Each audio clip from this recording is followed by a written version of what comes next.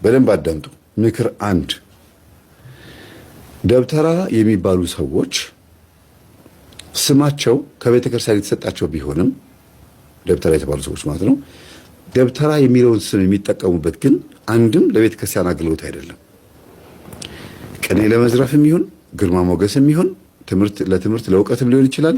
ሰው ለመጉዳትም ወይ ለቢዝነስም ሊሆን ይችላል። ለሰርከስ ወይም ደግሞ ለአንድ ትርኢት ለማሳየት ያንን የተማሩትን የተዋረሱትን ሰይጣን ያካፍላሉ። ይህንን በሚያደርጉበት ሰዓት ግን ሰው ጥበብ እየመሰለው ጠባብ እየሆነ ይመጣል። ከዛ ደግሞ ጨዋታ እየመሰለው ይሄ ነገር እኮ አሪፍ ነው ሲባል በቃ ለጊዜው ምን ችግር አለው በቃ አሪፍ ነው የአባቶቻችን ጥበብ እየተባለ ይገቡበታል። በዚህ የተነሳ ይሄ ሁሉ ኦርቶዶክሳዊ ሕዝብ ተሸውዷል። ቤተክርስቲያንም ተጎድታለች። መዋቅሯ እስከ መነቅነቅ እስከ መፍረስ ወደ ካቶሊክም ወደ ፕሮቴስታንትም ወደ ሌላ እምነትም እንዲወጡ ምክንያት የሆነው ከዛም ደግሞ ለእኛም ለቤተክርስቲያናችን ፈተና እንዲሆኑባት ምክንያት የሆነው ይሄ ነው የደብተራዎች አሰራር ነው አንደኛ።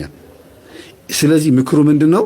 እባካችሁን ጥበብ ነው የሚባል ነገር በቤተክርስቲያን ውስጥ የለም።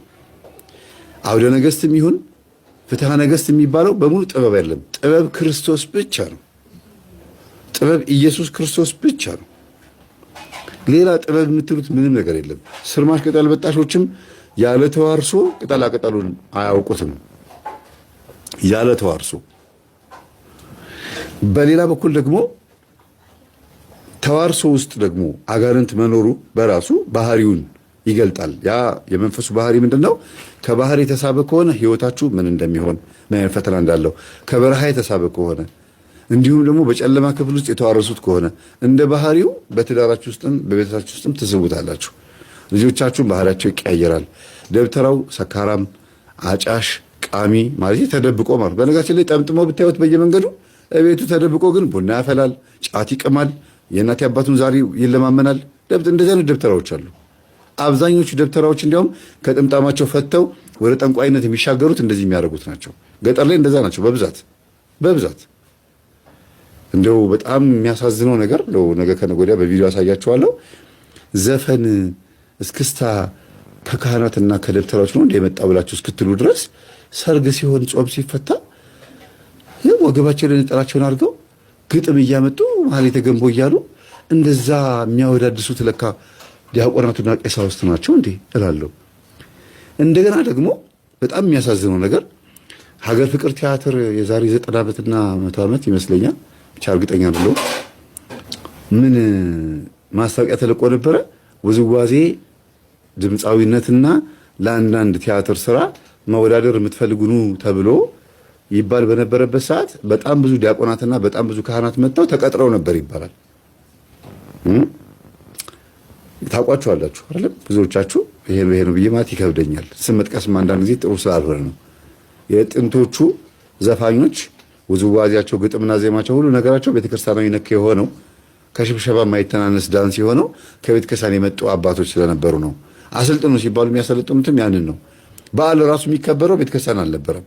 ሀገር ፍቅር ቲያትር፣ ብሔራዊ ቲያትር፣ ራስ ቲያትር መርካቶ ያለው፣ ከዛ አንፊ ቲያትር ሰይጣን ቤት የሚባለው እዛ ቸርቸር ጎዳና ላይ ያለው እንደዚህ ነበር በዓል የሚከበረው። ሰው እየሄደ ትርኢት ያያል፣ ኮሜዲያን ይኮምካሉ፣ ከዛ በኋላ ይቀርባል። ምን ይላል? እንደዚህ ነበር የሚቀርበው። እና ለምንድን ነው ሲባል የቤተ ክርስቲያንን ጉባኤ ተጋርተውት ስለነበር ያንን ለመንጠቅ ነው። ደግሞ አብዛኞቹ ማህበራት እንደ ማህበረ ቅዱሳንም ለሌሎችም ተነስተው የቤተ ክርስቲያን ሰርክ ጉባኤን ተጀምሮ ምናምን ህዝቡን ቤተ ክርስቲያን መሰብሰብ የተጀመረው ለዚህ ነው።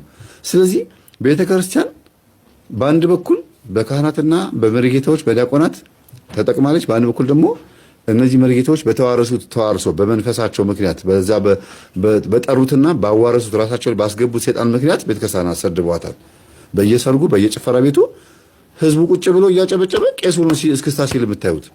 አብዛኛው ቲክቶክ እንደዚህ አላጋጠማችሁም? አሁን ሰሞኑን ዜማዎቹ ጨፋሪዎቹ ጠምጥመው ደግሞ ጥምጣማቸው እንደው ቢያወልቁት ምን አለ? እኮ ምን አንናገርም ነበረ። ቄስ መሆኑን የምናውቀው እኮ ሲጠመጥሙ ነው።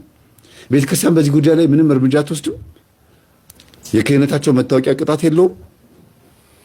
እና ይሄ በጣም ብዙ ህዝብን ያሰናከለ ነው። አሁንማ በቃ ልትለየኝ ነው እኮ አይደለም። ሚስት አያገባም እኔ እያለሁ እንዴት ነው የሚያገባው? ማለት እኔ ሚስት አይደል ነው እንዴ? ሚስት እኮ ነኝ እኔ እኮ። እንዴት አልገባኝም። እንዴት አይገባህም? በቃ ሚስት ነኝ እኔ እኮ ሚስት ነኝ። በቃ እየመጣሁ እገናኘዋለሁ። ምን እለዋለሁ? ከኔ ሌላ ምን ይሰራለታል? እኔ ያለሁለት አንድ ኑሮስ ልጅ ወይ ጉድ! ልጅ ተማሪ ነው ገና ዩኒቨርሲቲ ተማሪ። በቃ አሁን ሊመረቅ ነው። በቃ ምን ለጠኝ። ወይኔ ባሌ፣ ወይኔ ያው ባሌ እንዴት እንደምወደው እኮ እንዴት እንደምወደው አማረኝ። ግን አንቺ አይነት ጥላ አውቄሻለሁ እያለ ጀርባው እንዳለ ጠቁሯል። እየቀጠቀጠኝ በቃ ጠቁሯል። ቀጠቀጠሽ? አዎ በቃ እኔ እንደው ልሂድ አልፈልግም አልኩት። ጠቋርኩን ቆይ እያለ ነበረ። አንተ ጠቋር ለምንድን ነው አብረህ ያለው? ትቀልዳለህ እንዴ? አብሬ እንዴት ወለድኩት? አብሬ እንዴት ወለድኩት? ይሄ ደግሞ ፈጣጣው ጠቋር ይባላል። ፈጠጥ ነው እንጂ ፈጠጥ ነው። ባህሪያችን እንዲህ ነው። በየሰዓቱ በየሰከንዱ የሚቀያየር በየጊዜው ይቀያየራል። ለብቻችን ሆነን ይቀያየራል። ማህበራዊ ህይወት ውስጥም ኖረን ይቀየራል። ቤተሰቡም ውስጥ ይቀየራል። በግልም ለብቻ ትቀየራል። ለብቻ ማንም ሳይቀይር እዛው ውስጥ ተቀይረ ትገኛለህ። በቃ እኛ እኮ እንሰማለን እኮ ሲም ካርድ መቀየር ነው ብለህ የለ እንዴ አንተ? በቃ መቀየር ነው። እኛ እኮ እናጨናንቋለን። ሰው ምናምን እንዳያወራ የሰው ፍቅር አለው ምን አለው ምናምን። ጠቋር አቤት፣ ጠቋር አቤት። አንቺ ሴቷ አቤት። ወይዬ ምን ላድርግ? ሴት አይደል ነው እንዴ? ወይዬ ይላሉ ሴቶችም። እዚህ ነኝ ተቋቁሎ ይመጣሉ። እዚህ ክለብ ነው ቡቲክ ነው የምትመጡት? ይሄ እኮ እኛ እናያለን እኮ በቃ እኛ ነን እኮ የምናኳኩላቸው። በቃ እናኳኩላቸው አባታችን። እኔ ልሂድ በቃ። ምንድን ነው አስለፈለፍኪ? በቃ እሺ ተቋር ትሄዳለህ? አልሄድም። ለምን?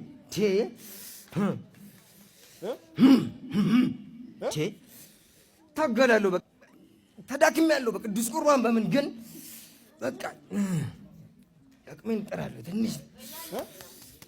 ወይኔ ሳላሳካ እንዴት ከስንት ዘር እኮ ነው የመጣሁት? ከ28 ዘር ዝም ብለህ ውጣ ትለኛለህ እንዴ? ተከራይቼ እኮ አይደል የሚገባሁት እኮ ከስንት ዘር ነው የመጣሁት። ተከራይተህ አይደለም የገባው? አዎ በቃ ራሳቸውን የጠሩኝ። በቃ አዋረደኝ። ይሄ ውሻ አዋረደኝ። ግን የስንት ዘመን ዘር ነህ? የ28 እስቲ ቁጥር። ወዴት እቆጥርልሃለሁ? ወደ ዘሩ ቁጥር። ለምን እቆጥራለሁ? አልቆጥርም። እንዴ ምን ብዬ እቆጥራቸዋለሁ? እሱ ሞተው የለ እንዴ? ሞተዋል። በቃ ከዛ ነው የመጣሁት። ምን አገባኝ እኔ? በቃ እኔ ዞር በላይ አሉኝ። እወለዳለሁ አብሬ ምን ቸገረኝ? ይሄም አባቱም ውሻ እዛ ጋር አለ አይደለም። ሲሞቱ ለምን አንተ አብረህ አትሞትም? እንዴትም እተላለፋሉ። ለምሳሌ እኔ እኮ አሁን እሷን ቢወልድ ኖሮ ልጁ ላይ ቁጭ እላለሁ። እሱ ሲሞት ልጁ ላይ ያለዋ እሰየው፣ ተመስገን ነው። እቀጥላለሁ ደግሞ ቆምኩኝ። እዚህ ጋር ግን ቆም። አባቱ የት አለ? አለ እዛ ጋር ነበረን እንጂ አለ ነው አባቱ ንጉሴ ጥራው የት አለ? አለ እዛ ጋር ነበር። ኧረ ንጉሴና እባክህ እኛ ተቃጥለናል። አባቱ ንጉሴ በል እንጂ አባቱ ንጉሴ። አንተ ምን ሆነህ ታዲያ? እሱ አባቱ ከሆነ አንተ ምን ሆነህ? እኔ ያው ምን ልበለ በቃ እንጃ ጋላቢው ነኝ። እኔ ፈረስ ጋላቢው። አንተ ጋላቢው? እኔ ጋላቢው። እሱ አባት ልጄ ይላል እኮ እሱንም እኔንም አባቱ ይምጡ ወደዛቸዋለሁ። ለሁለትም እኮ ከማን ነው የተወለድከው ግን ስትወለድ? ዋናው ይኸውልህ እዚህ የቆመው ሰውዬ ከእሱ ነው። አብረህ ነው የምትወለደው? አዎ ከእናቱም የጨሌ መንፈስ ምናምን ነበሩ። እነሱ ፈሩ፣ ሄዱ፣ በቃ ሸሹ። እኔ ብቻ አብሮ እንደዚህ እንደሚወለድ ያውቃሉ? አላውቅም። እናቱ ግን ከሞተች በኋላ ነው እንዳለባትም አውቀው። ከሞተች በኋላ ነው ያወቁት? ከአንድ 5 ዓመት በኋላ ነው ባገባኋት። 4 ዓመት ልጅ እያለ ነው የሞተችው። ይንቀጠቀጣል እኮ እና ይላል እኮ እናቱ እንደዛ እንዳለባት እኔም በማላውቃት ጊዜ ነው ያገባኋት። እርግጥ ምክንያት እያደረገች አባቴን እረዳለሁ እያለች በዓላት በሆኑ ጊዜ ለቅዱስ ዮሐንስ ለምናምን ትሄድና እዛ አምልኮዋን እንደምትፈጽም ተረድቻለሁ። እሱ እንግዲህ በእናት በኩል ነው። አዎ በእርሶ በኩል እንደመጣ ግን አያውቁም። መቼ ያውቃል? እኛ እኮ እንነግረዋለን፣ ልጁ ይነግረዋል። አንድ ቀንማ ቁጭ አድርጎ ነገረው። በቃ አትወጣም፣ በቃ በሰማቶ ይዤሃለሁ አትወጣም አለ። አሁን ከአንተ ነው የመጣው። ይኸውልህ በቃ አንተ ጣራ አትነካ። አንተ ራስህ አትናገርም? ተቋሩ ለምን እናገራለሁ እንዴ? እኔ ከዘር ማንዘር ነው የመጣሁት አትልም? በል እኔማ አውቄ እሱ ላይ ሆኜ አከራክራችኋለሁ። እኔ እንደዚህ ነገር የለብኝም ይላል እሱ ደግሞ።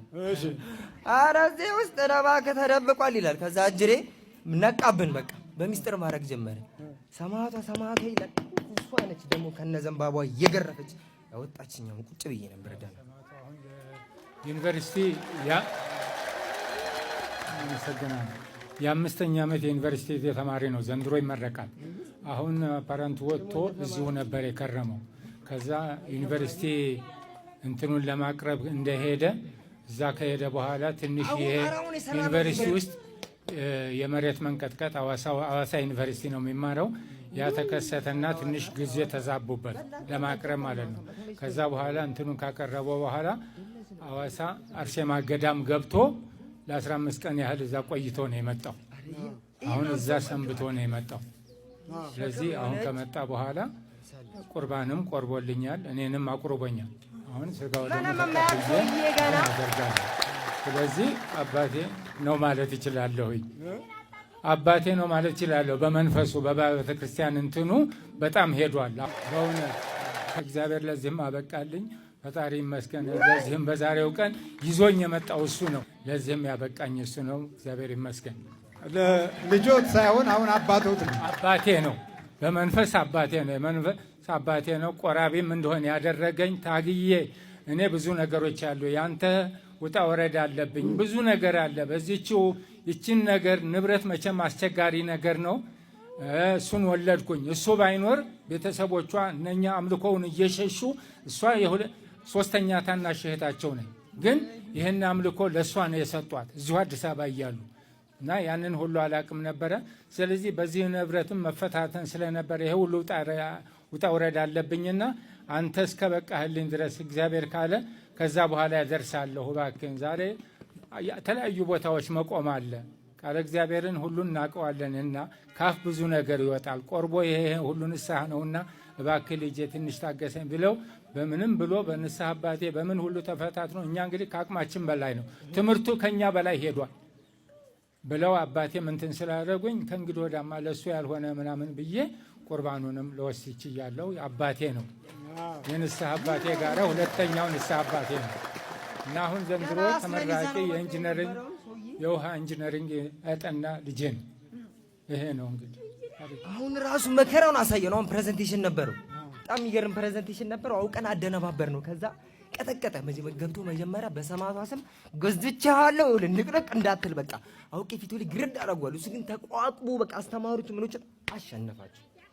በቃ ጥያቄው እንዳለ መለሰብኝ። እኔ እንዳይመልስብኝ ነበረ ጥረት በቃ እንባ እየተናነቀው መለሰ። በቃ ምን ላድርገው በቃ አልቻልኩትም፣ አቃጠለኝ በቃ ሙሉ ቤተሰብ። እንዲህ አይነት ትግል የሚያውቁ ሰዎች ለሀገርም ለወገንም ያስፈልጋሉ።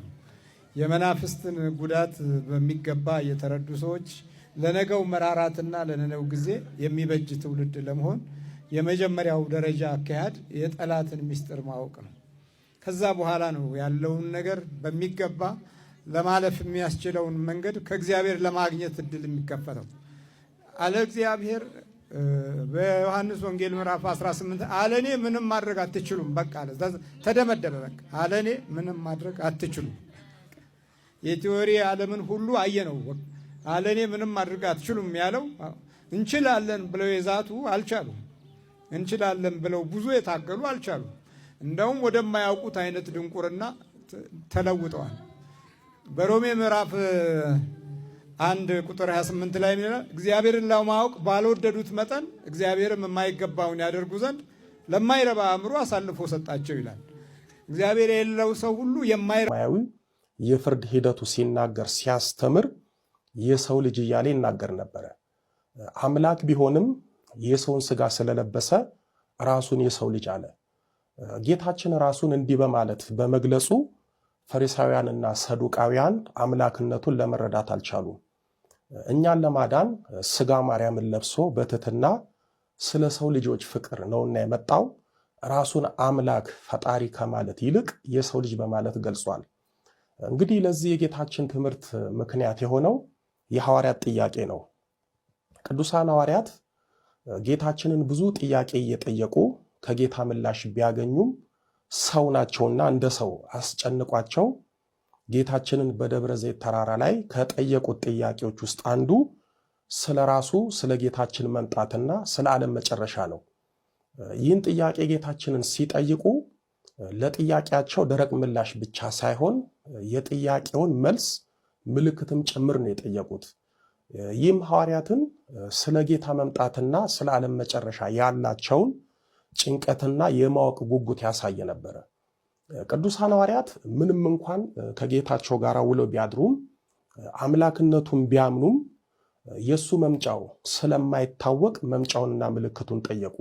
በእርግጥ እነርሱ የነበሩበት ዘመን ጌታችን በሥጋ የተገለጠበት ቢሆንም የዓለም ፍጻሜና የክርስቶስ ዳግም ምጽአት አስጨናቂ ስለሆነ ይልቁንም መንፈሳዊ ዝግጅትን የሚጠይቅ ስለሆነ ለሰማያዊ ሽልማት በንስሐ መዘጋጀት ስለሚያስፈልግ ለእኛ ጠይቀውልናል። እነሱማ ጌታቸው እንኳን ለፍርድ ሊመጣ ገና ተሰቅሎ ዓለምን በሞቱ እንደሚያድን አላዩም። ስለዚህ በእኛ እግር ገብተው ነው የእሱን መምጣት ከነ ምልክቱ የጠየቁት።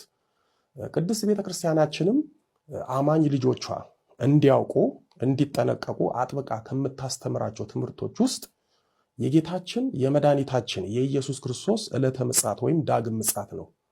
በተለይ በቤተ ክርስቲያኗ ከሚፈሩት ትምህርቶች አንዱ ነው።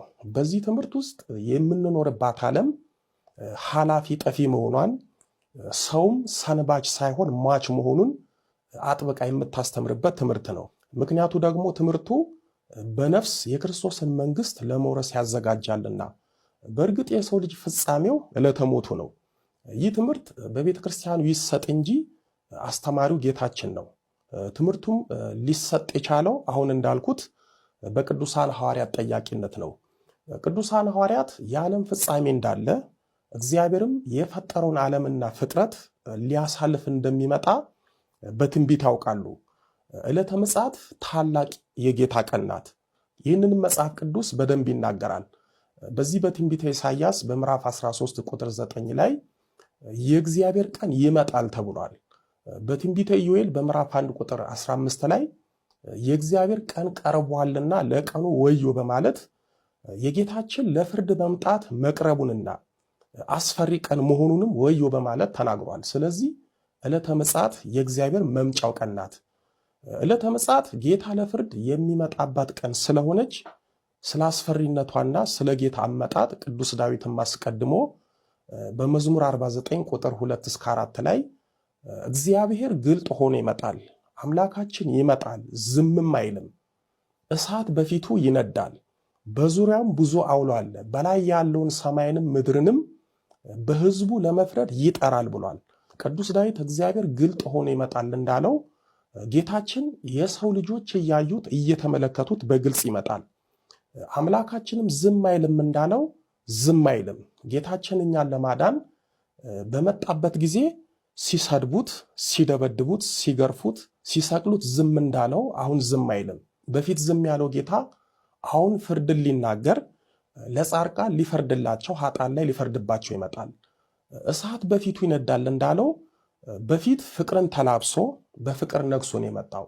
ቅዱስ ጳውሎስ በፊልጵስዩስ መልእክቱ በምዕራፍ 2 ቁጥር 7 ላይ ነገር ግን የባሪያን መልክ ይዞ በሰው ምሳሌ ሆኖ ራሱን ባዶ አደረገ እንዳለው ሳይሆን መለኮታዊ እሳት በፊቱ እየነደደ በግርማ መለኮቱን የሚመጣው። ቅዱስ ዳዊት እሳት በፊቱ ይነዳል ያለውን ነቢዩ ዳንኤል ደግሞ ሲያጠናክርልን በትንቢተ ዳንኤል በምዕራፍ 7 ቁጥር 10 ላይ የእሳት ፈሳሽ ከፊቱ ይፈልቅና ይወጣ ነበር በማለት አስቀምጦልናል።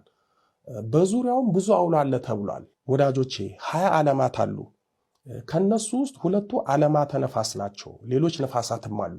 2ቱ ዓለማተ ነፋስ ባቢልና በርባኖስ ይባላሉ። ባቢል የሚባለው ነፋስ ከጠፈር በላይ ያለውን ሐኖስን የተሸከመ ጠንካራ ነፋስ ነው። በርባኖስ ደግሞ ድቅድቅ ጨለማ ሲሆን ከምድር በታች የሚገኝና ምድርን የተሸከመ ነፋስ የሚገኘው እዚህ ነው። ነፋሳት ግን 12 ናቸው። 8ቱ የመዓት ወይም የቁጣ ነፋሳት ሲሆኑ 4ቱ የምሕረት ነፋሳት ናቸው። ጌታ ለፍርድ በመጣ ጊዜ ምድርን የሚደመስሷት 8ቱ የመዓት ወይም የቁጣ ነፋሳት ናቸው። እነዚህ ምድርንም እንደ ብራና ጠቅልለው እንደ ኳስ ጠልዘው የሚያሳልፏት ናቸው። በዙሪያው አውሎ አለ የተባለው ጌታ ለፍርድ ሲመጣ እነዚህ ነፋሳት ዓለምን ለማሳለፍ አብሮ ስለሚመጡና ዓለምን ለማሳለፍ ለጌታ ስለሚታዘዙ ነው። ቅዱሳን ሐዋርያት ግን ጌታ መቼ እንደሚመጣ እንዴት እንደሚመጣ ስለማያውቁ በተለይም የመምጣቱ ነገር ስላስጨነቃቸው ጌታችንን በደብረ ዘይት ተራራ ጠይቀውታል። ደብረ ዘይት ከኢየሩሳሌም በስተ ምስራቅ በኩል የሚገኝ ኮረብታማ ስፍራ ነው። በተለይ በቦታው የወይራ ዛፍ በብዛት ስለሚገኝ ደብረ ዘይት ተብሏል። የአብይ ጾም አጋማሽም ደብረ ዘይት የተባለው በዚህ በቦታ ስያሜ ነው። ደብረ ዘይት ጌታችን ከሚያዘወትራቸው ቦታዎች አንዱ ነው።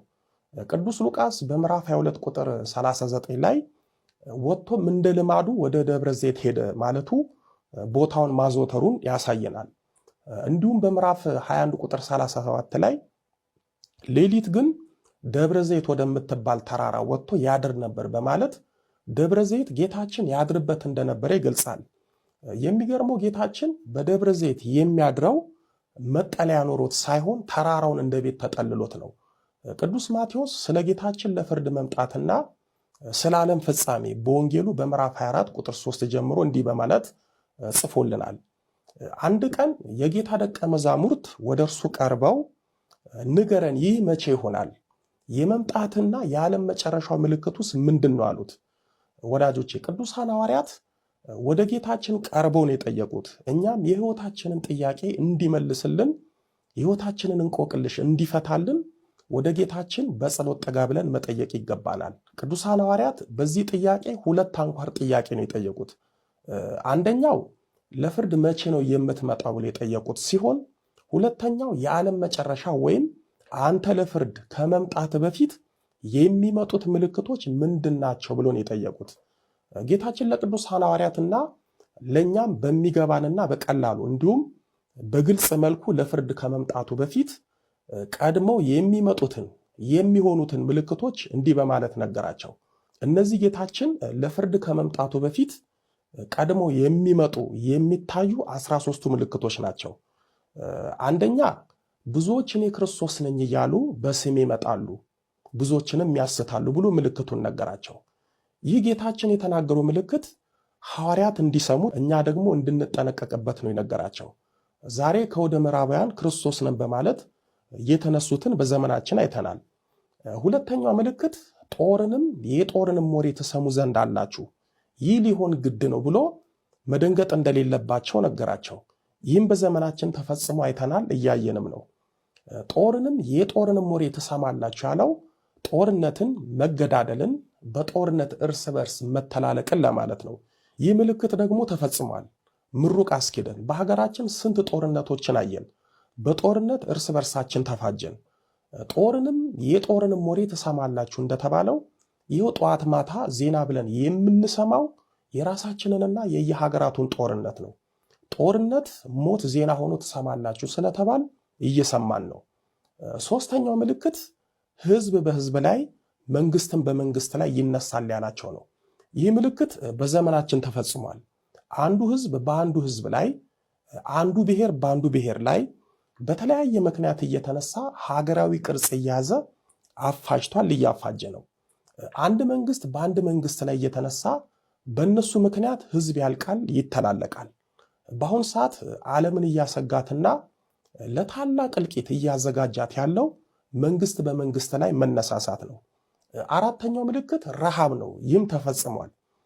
በሀገራችንና በዓለማችን በሚሊዮን የሚቆጠሩ ሰዎች በረሃብ ይሰቃያሉ። ረሃብ ሲባል የእህል ረሃብ ብቻ ይመስለናል። ዛሬ ፍቅር ተርበናል፣ ሰላም ተርበናል፣ ጤና ተርበናል። ዛሬ በስጋችንም በነፍሳችንም ረሃብተኞች ሆነናል። አምስተኛው ምልክት ቸነፈር ነው። ቸነፈር ማለት አጣዳፊ መቅሰፍት፣ ተላላፊ በሽታ፣ ተስቦ ወረርሽኝ፣ እልቂት፣ መቅሰፍት ማለት ነው። ቸነፈር ደግሞ በዘመነ ኮሮና በደንብ አይተነዋል። ስድስተኛው ምልክት የምድር መናወጥ በተለያየ ስፍራ ይከሰታል የተባለው ነው። ይህም በደንብ እየተፈጸመ ነው። የመሬት መንቀጥቀጥ በአሁን ጊዜ ከመቼውም በበለጠ ቀድሞ ባልሆነና ሰምተን በማናውቀው መልኩ በአስደንጋጭ ሁኔታ ለሀገራት ስጋት፣ በየሀገሩ ለብዙ ሺዎች እልቂት እና ሙት እንዲሁም ንብረት መጥፋት፣ ለመፈናቀል ምክንያት እየሆነ ነው። የመሬት መንቀጥቀጡን ሳይንሱ ይህን ያህል ሬክተር ስኬል እያለ ደረጃ እያወጣለት ሳይንሳዊ ምክንያትና መላምት ቢሰጥበትም የመሬት መንቀጥቀጥ የጌታ ምጽአት ምልክት ነው። ሰባተኛው ብዙ ሐሰተኛ ነቢያትም ይነሳሉ፣ ብዙዎችንም ያስታሉ ያለው ነው። ዛሬም አንዳንዶች ከመቼውም ጊዜ በበለጠ ያለ መንፈስ ቅዱስ ሿሚነት በራሳቸው ስጋዊ ፍላጎት ነቢይ ነን በማለት ለብዙዎች የመሰናከያ ዓለት በሞላ ይገኛሉ። ስምንተኛው ከአመፃ ብዛት የተነሳ የብዙ ሰዎች ፍቅር ትቀዘቅዛለች ያለው ነው። ይህ ሁሉ ፍጻሜ የሆነችው ፍቅር በእኛ አመፅና ኃጢአት ምክንያት ቀዝቅዛለች። ቀዝቅዛለች ብቻ ሳይሆን ከአብዛኞቻችን ከዓለማዊም ከመንፈሳዊም ሰው ጠፍታለች። ፍቅር በአሁን ሰዓት ስሟ ብቻ ነው የቀረው። ዛሬ ፍቅር ማደሪያዋ ከሆነች ከአባቶች ከመንፈሳዊ ሰዎች ልብ ወጥታ ትንገላታለች። ከክፋታችን የተነሳ ፍቅር ማረፊያ አጣች። በመንፈሳዊ ሕይወታችን እርስ በርሳችን ፍቅር የለን። በትዳራችን ፍቅርና ክብር የለን። እናትና አባት ከልጆቻቸው ጋር ፍቅር የለ። ልጆች ከቤተሰቦቻቸው ጋር ፍቅር የለ። ፍቅር ከሰዎች በተለይም ከመንፈሳዊ ሰዎች ሕይወት ስትቀዘቅዝ ስትደበዝዝ የጌታ የምጽአት ምልክት እንደሆነች ማንም አላስተዋለም። ቅዱስ ጳውሎስ በአንደኛ ቆሮንቶስ በምዕራፍ 13 ቁጥር 2 ላይ ትንቢት ቢኖረኝ ምስጢርም ሁሉና እውቀትን ሁሉ ባውቅ ተራሮችንም እስካፈልስ ድረስ እምነት ሁሉ ቢኖረኝ ፍቅር ግን ከሌለኝ ከንቱ ነኝ ብሏል። ዛሬ ብዙዎቻችን በመንፈሳዊ ሕይወታችን እውቀት አለን፣ ግን ፍቅር ስለሌለን እንደ ቃሉ ከንቱ ነን። እምነት አለን፣ ግን ፍቅር ስለሌለን ከንቱ ነን። አብዛኞቻችን መንፈሳዊ ማዕረጉና ስልጣኑ አለን፣ ፍቅር ግን የለንም። ስለዚህ ከንቱ ነን። ቆቡ፣ ካባው፣ መስቀሉ ያለ አቅማችን የተሸከምነው ለዛውም የማንሰራበት ተግባራችንን የማይገልጸው የማዕረግ ስሙ አለን፣ ግን ፍቅር የለንም። ስለዚህ ከንቱ ነን። ያለ ፍቅር፣ ያለ ንስሐ፣ ያለ ይቅርታ የምንጸልየው ጸሎት፣ የምናቀርበው መስዋዕት፣ የምንፈጽመው አምልኮት ከንቱ ነው። ቅርብ የሆነው እግዚአብሔር እንደ ሰማይ የራቀን እኮ ፍቅር ስለሌለን ነው። አባቶቻችንን የተለመነው እግዚአብሔር ከኛ የራቀው ፍቅር አተን ነው። ዛሬ እርስ በርሳችን ፍቅር በማጣታችን አይደል ወንድም ወንድሙን በአሰቃቂ ሁኔታ የሚገለው። የቤተ ክርስቲያን አገልጋዮችና አባቶች በአንዲት ቤተ ክርስቲያን እያገለገልን የተለያየ ነው ፍቅር ስላጣን አይደል? ያለ ፍቅር መንፈሳዊነት ከንቱ ልፋትና ጸጋቢስነት ነው። 9ኛው ምልክት በዚያን ጊዜ ለመከራ አሳልፎ ይሰጧቸዋል፣ ይገድሏቸዋል። ስለ ስሜ በሐሳብ ሁሉ የተጠላችሁ ትሆናላችሁ ያለው ነው። ዛሬ ኦርቶዶክሳውያን ለመከራ እየተሰጡ ነው፣ እየተገደሉ ነው። በአሕዛብም ዘንድ አይተን ሰምተን በማናውቀው መልኩ እየተጠላን ነው። ስለዚህ ይሄ ሊያስደንቀን አይገባም። የኛ ኦርቶዶክሳውያን መጠላት፣ መሞት፣ መገፋት የጌታችን የምጽአት ምልክት ነው። ይህ ይሆን ዘንድ ደግሞ ግድ ነው። 10ኛው ምልክት ለአሕዛብ ሁሉ ምስክር እንዲሆን ይህ ወንጌል በዓለም ሁሉ ይሰበካል፣ በዚያን ጊዜ መጨረሻው ይመጣል አላቸው። ይህ ወንጌል አልሰማንም ብለን እንዳንክድ በየቤታችን በማህበራዊ ሚዲያ በዩቱብ፣ በፌስቡክ፣ በቲክቶክ፣ በቴሌግራም፣ በዋትሳፕ፣ በቴሌቪዥን፣ በስልካችን ወዘተ ለፍርድ እንዲመች እየሰማን እየተሰበክን ነው። 11ኛው ምልክት በዚያን ጊዜ ከዓለም መጀመሪያ ጀምሮ እስከ ዛሬ ድረስ ያልሆነ እንግዲህ ከቶ የማይሆን ታላቅ መከራ ይመጣል ያላቸው ነው። ይሄ ደግሞ እጅጉን አስፈሪና አስደንጋጭ ነው። ምክንያቱም ይመጣል የተባለው መከራ ዓለም ከተፈጠረች ጀምሮ ታይቶም ተሰምቶም የማያውቅ ነውና። ይሄ ምናልባት ሀገራት ጅምላ ጨራሽ መሳሪያዎችን ስለታጠቁ በእነሱ በኩል የሚመጣ ሊሆን ይችላል። ምክንያቱም ዓለምን ሊያጠፋ በሚችል ጅምላ ጨራሽ መሳሪያዎችን ለመተኮስ እየተፋጠጡ ብዙ ሀገራት አሉና ሀያላን ሀገራት አሁን ባላቸው በፖለቲካ መተናነቅ በጅምላ ጨራሽ መሳሪያ ለመተላለቅ ብዙ ጠቋሚ ነገሮች አሉና ወይም ዓለም አይታ የማታውቀውን የተፈጥሮ አደጋ ልታስተናግድ ትችላለች። ለምሳሌ ሱናሚ፣ ኃይለኛ ዝናብ የቀላቀለ ነፋስ ሃሪኬን የሚሉት፣ ነውጠኛ ነፋስ የሚሉት ቶርኔዶ፣ ብቻ አሁን የሰው ልጅ ባለው ቴክኖሎጂ ሊቋቋመው የማይችለው የተፈጥሮ አደጋ ሊሆን ይችላል። አሊያም ራሱ ጌታችን እንደ ኖህ ዘመን አይነት ከዛም የባሰ መከራ ሊያመጣብን ይችላል። በአጠቃላይ ከዓለም መጀመሪያ ጀምሮ እስከ ዛሬ ድረስ ያልሆነ እንግዲህ ከቶ የማይሆን ታላቅ መከራ ይመጣል ስለተባለ የሚመጣውን የሚያውቀው ባለቤቱ ጌታችን ብቻ ነው። 12ኛ የጥፋት ርኩሰት በተቀደሰው ስፍራ ቆሞ ስታዩ ብሎ ለዛውም አስተውሉ የሚል ማሳሰቢያና ማስጠንቀቂያ አብሮ ተናግሯል። ዛሬ የተቀደሰችው ስፍራ በተባለችው በቅድስት ቤተ ክርስቲያናችን ደጅ የክፋት ርኩሰት ቆሞ እናያለን። ዛሬ በተቀደሰው ስፍራ የሚቆሙ ዘማውያን፣ ሌቦች፣ ጉበኞች፣ ዘረኞች፣ ዘራፊዎች፣ መተተኞች፣ አጋንንት ጎታቾች፣ የአምልኮት መልክ ያላቸው ግን አምልኮት የሌላቸው ቅጥረኞች፣ የስልጣን ጥመኞች ቆሟል።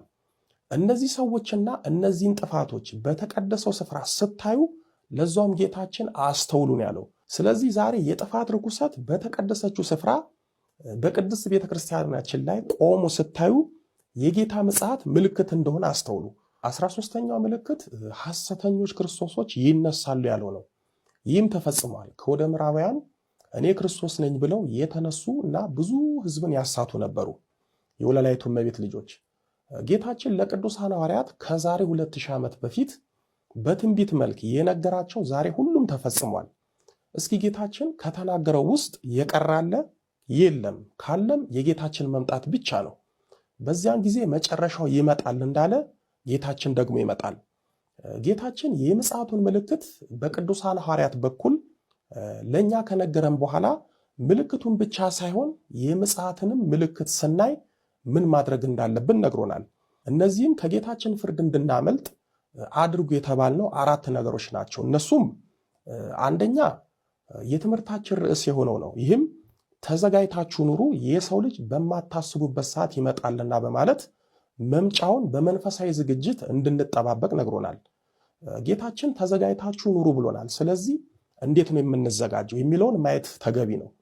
በመንፈሳዊ ሕይወት ዝግጅት የምንለው ለነፍስ ማሰብ ነው።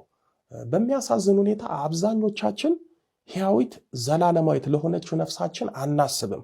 የምናስበው የምንጨነቀው ጊዜያዊ ለሆነ ስጋችን ነው።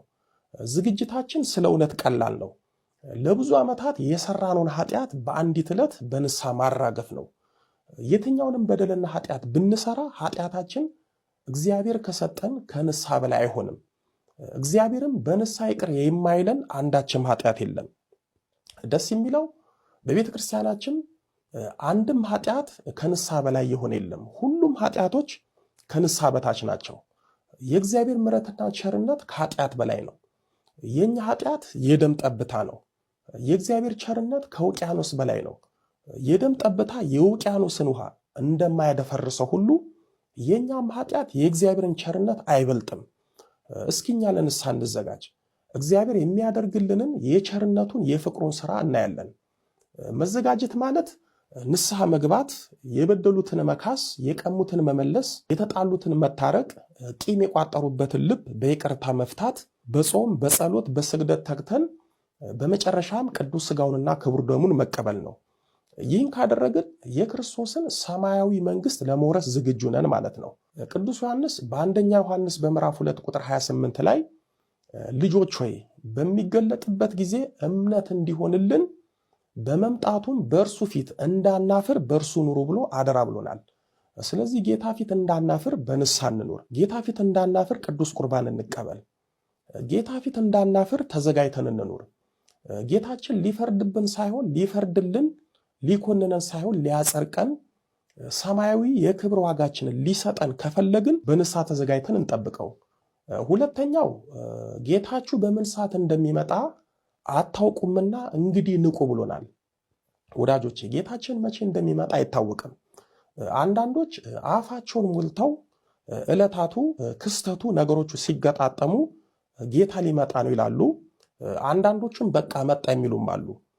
ራሱ ጌታችን በማቴዎስ ወንጌል በምዕራፍ 24 ቁጥር 36 ላይ ስለዚያች ቀንና ስለዚያች ሰዓት ግን ከአባቴ ብቻ በቀር የሰማይ መላእክትም ቢሆኑ የሚያውቅ የለም በማለት እንኳን ሥጋ የለበሰ የሰው ልጅ ቀርቶ ረቂቃን የሆኑት ቅዱሳን መላእክት እንኳን የጌታችንን የምጽአት ቀን አያውቁም። በማቴዎስ ወንጌል በምዕራፍ 25 ቁጥር 13 ላይ ቀኒቱንና ሰዓቲቱን አታውቁምና እንግዲህ ንቁ ብሎናል። ስለዚህ ከተኛንበት ኃጢአት በንስሐ ልንነቃ ይገባናል። ከክፋት መንገዳችን ርቀን በጽድቅ ጎዳና ለመጓዝ መዘጋጀት አለብን። ምክንያቱም ብዙዎቻችን የክርስቶስ መምጫው ገና ነው በማለት በንስሐ መዘጋጀት አልቻልንም። ግን ክርስቶስ ለፍርድ ከመምጣቱ በፊት ሞት ለብዙዎች ክፉ ምጽአት በመሆን ሕይወትን እየቀጠፈ ነው። ላወቀበት ሞት ምጽአት ነው። በድንገት ባልታሰበ ሰዓት ሞት የስንቱን ቤት እያንኳኳ ነው። ሰው ንስሐ ገብቶ ተዘጋጅቶ ለመኖር የግድ የክርስቶስን ዕለተ ምጽአት በማሰብ ብቻ ሳይሆን ድንገተኛው ቀጠሮ አልባው የንስሐ ዕድል የማይሰጠው ሞትን እንደ ዕለተ ምጽአት በማሰብ መዘጋጀት አለብን። ምክንያቱም ስለዛች አስጨናቂ ሰዓት ማለትም ኃጥአን ጨለማን የሚጎናጸፉባት፣ ጻድቃን ብርሃንን ስለሚለብሱባት፣ ለጻድቃን የሚፈረድላቸው ለኃጥአን የሚፈረድባቸው ቀን ከእግዚአብሔር በቀን በሰማይ ያሉ መላእክት በምድር ያሉ የሰው ልጆች ስለማያውቁ።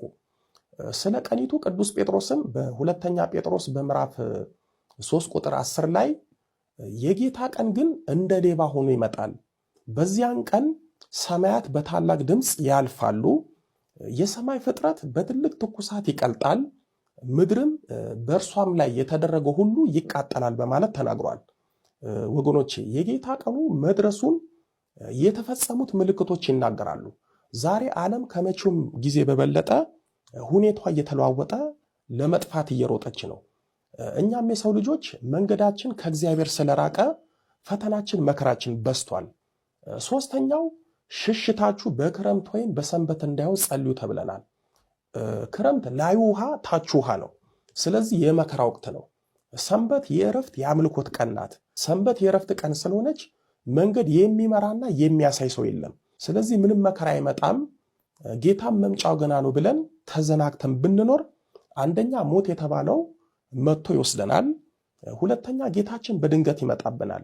ስለዚህ ያኔ በክረምት የተመሰለው መከራ ያገኘናል። እንደ ዕለተ ሰንበት የሕይወት መንገድ የሚመራን እናጣለን። ይህ እንዳይሆን ይህ እንዳይመጣ ጸልዩ አለን። ከዳግም ምጽአት የምናመልጠው ወይም ጌታችን ሲመጣ ብንበድለው እንኳን ፍርዱን የሚተውልን ማረኝ ይቅር በለኝ እያል ስንጸልይ ነው። አራተኛ እስከ መጨረሻ የሚጸና ግን እርሱ ይድናል ብሎናል።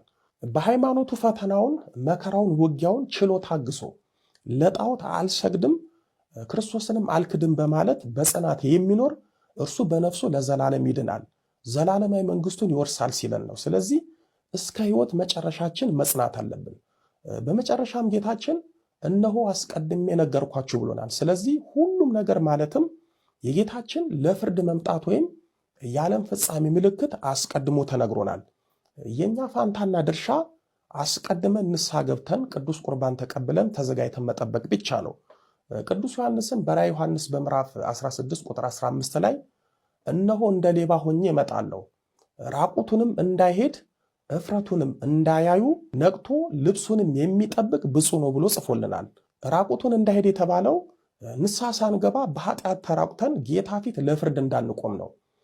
ነቅቶ ልብሱንም የሚጠብቅ ብፁዕ ነው የተባለው የሃይማኖቱን፣ የልጅነቱን፣ የእምነቱን፣ የጸጋውን ልብሱን በክደት በኃጢአት ሳይወልቅ የሚጠብቅ ከጌታ ፍርድ ያመልጣል ማለት ነው።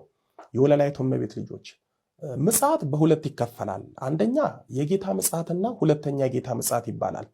አንደኛው ወይም የመጀመሪያው የጌታ ምጽአት የምንለው ነቢያት በተነበዩት አባቶች በሱባኤ ተስፋ ባደረጉት መሰረት ጌታችን ከድንግል ማርያም ተወልዶ ወደዚህ ዓለም ወደዚህ ምድር መምጣቱን ነው። ይህ ምጽአት ጌታ ለመዓት ሳይሆን ለምሕረት፣ ለሐሳር ሳይሆን ለፍቅር፣ ለጸብ ሳይሆን ለእርቅ የመጣበት ነው። ይህ ምጽአት የጌታን ምሕረትና ለሰው ልጅ ያለውን ፍቅርና ቸርነት ያየንበት ነው። ይህ ምጽአት የጌታን ፍርድ ሳይሆን የፍቅር መንገድ አሳይቶናል። ይህ ምጽአት እኛ የሰው ልጆች የዳንበት ነው። ይህ ምጽአት በሰይጣን ያጣነውን የልጅነት ክብር ያስመለሰልን ነው። ይህ ምጽአት ስለኛ ፍቅር ከግርፋት እስከ ሞት ዋጋ የከፈለበት ነው። ይህ ምጽአት ስጋውን የቆረሰበት ደሙን ያፈሰሰበት ነው። በዚህ ምጽአት ከክርስቶስ ጋር በእናቱ በእመቤታችን በድንግል ማርያም በኩል በስጋ የተዛመድንበት ነው። በዚህ ምጽአት በረከተ ስጋ በረከተ ነፍስ አግኝተንበታል። በዚህኛው ምጽአት ብዙዎች የንስሐ ዕድል አግኝተዋል፣ ከቅድስና በረከትም ተካፍለዋል፣ የሰማይ ቤታቸውንም አሳምረዋል። በመጀመሪያው ምጽአት ጌታ ከፈሪሳውያን ከሰዱቃውያን ጀምሮ ያሉትን ተከታዮቹንም አስተምሯል፣ መክሯል፣ የታመሙትንም ፈውሷል፣ ድንቅ ድንቅ ታምራት አድርጓል። ይህ ምጽአት ደስ የሚያሰኝ ምጽአት ነበረ። ሁለተኛውና የሚጠበቀው ምጽአት ጌታችን እንደ ቀድሞ በትህትና በፍቅር ሳይሆን ሊነገር በማይችል በታላቅ ክብር ነው የሚመጣው። በዚህ ምጽአት አይታገስም፣ ፊቱንም ለማየት አይቻልም። ጌታችንና መድኃኒታችን ኢየሱስ ክርስቶስ በሚያስፈራ ግርማ መለኮት በታላቅ መፈራት ይመጣል። ይህንንም ቅዱስ ማቴዎስ በማቴዎስ ወንጌል በምዕራፍ 24 ቁጥር 30 ላይ የሰው ልጅ በኃይልና በታላቅ ክብር በደመና ላይ ሆኖ ይመጣል ብሏል። የሚመጣውን ብቻውን እንዳልሆነ ሲያጠይቅ በዚህ በማቴዎስ ወንጌል በምዕራፍ 16 ቁጥር 27 ላይ የሰው ልጅ ከመላእክቱ ጋር በአባቱ ክብር ይመጣ ዘንድ አለውና ያን ጊዜም ለሁሉም እንደ ሥራው ያስረክቧል ብሏል። ወዳጆቼ ጌታችን በመጨረሻ የሚመጣው ለምሕረት፣ ለይቅርታ፣ ለቸርነት ሳይሆን ለእያንዳንዱ በዚህ ዓለም እንደ መልካምና እንደ ክፉ ሥራ ዋጋውን ለመስጠት ነው። ይህንንም ጌታችን ሲያጠናክርልን በዮሐንስ ራእይ በምዕራፍ 22 ቁጥር 12 ላይ እነሆ በቶሎ እመጣለሁ፣ ለእያንዳንዱ እንደ ሥራው መጠን እከፍል ዘንድ ዋጋዬ ከኔ ጋር አለ ብሎናል።